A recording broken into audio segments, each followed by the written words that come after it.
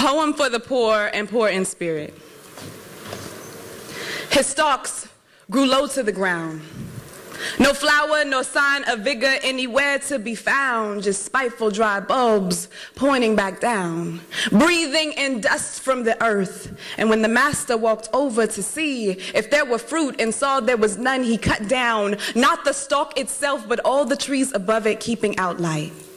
I shiver to think what would be if God did what he could do. If God did what he should do concerning we. Can't say us prodigal sons don't deserve it. How we sit in circuits thinking we are exempt. But a whole Revelation 3:17 say, spew them out like vomit, for they say they are rich and have need of nothing, not knowing they are poor, miserable, and wretched. Blessed are the unfortunate, for they shall not be offended by the gospel. Ask them if he is their Lord, and their response will not be hostile, because pure and undefiled religion before God the Father is this: to comfort orphans and widows in their trouble, and to keep oneself unspotted from the world. By this definition, religion is in danger of becoming extinct, and now, more than ever, we have been inked in our own self-righteousness, empathy-less, brainwashed in serenity and surplus, sitting at table alone as if breaking bread were a one-man sport. But I remember Jesus passing the cup, extending arms, covering crosses, bearing his arms to bear burdens that weren't his to carry. Yet we cannot even manage to feed the hungry. And poverty is not just a word applicable to a third world country, because Haiti is right here in Southeast DC. Katrina could be you and Isaac could be me. Third world that into your ideology, whether these houses are built of cement, glass, or brick. Both hell and fault lines are just beneath our feet, and Satan is not afraid to shake us. Keep cracks in foundation until we think cracks is normal. People are slipping through them, but that's just business as usual.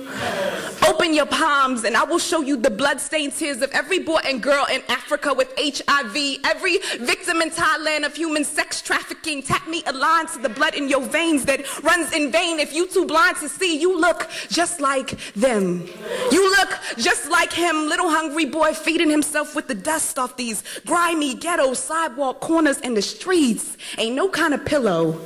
No wonder he hard-headed, headed hard in direction of demise. Should we then be surprised when the funeral comes before the goodbye? Sometimes these statistics add up to more than we can afford. And I know what you're thinking when you see them there peddling with them signs in cardboard, because I once thought the same thing as you. If I could work, he could work too. Problem is, individuals often come connected through family ties, and little children's bellies don't make good loopholes as to why I can't spare any change.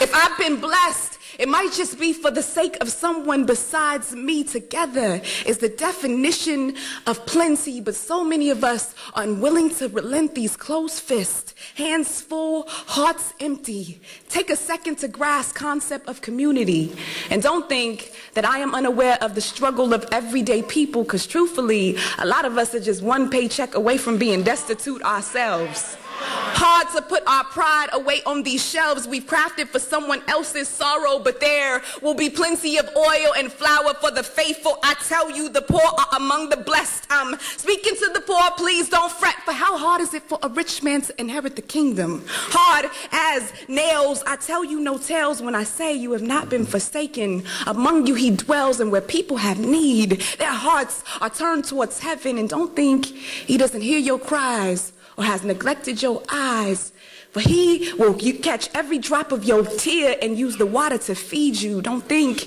it's coincidence that he left halfway in between where he'll meet you. The struggle is the extra mile you didn't know you could do. So become power player in your own destiny. Chase wisdom chase person until it submits to the rhythm in your footsteps. Bend the silence that greets you with proclamation of victory. Etch your future in the sand. I see brighter days on the horizon if we die to ourselves and live for each other. I know we can turn what's left of this dust into bread.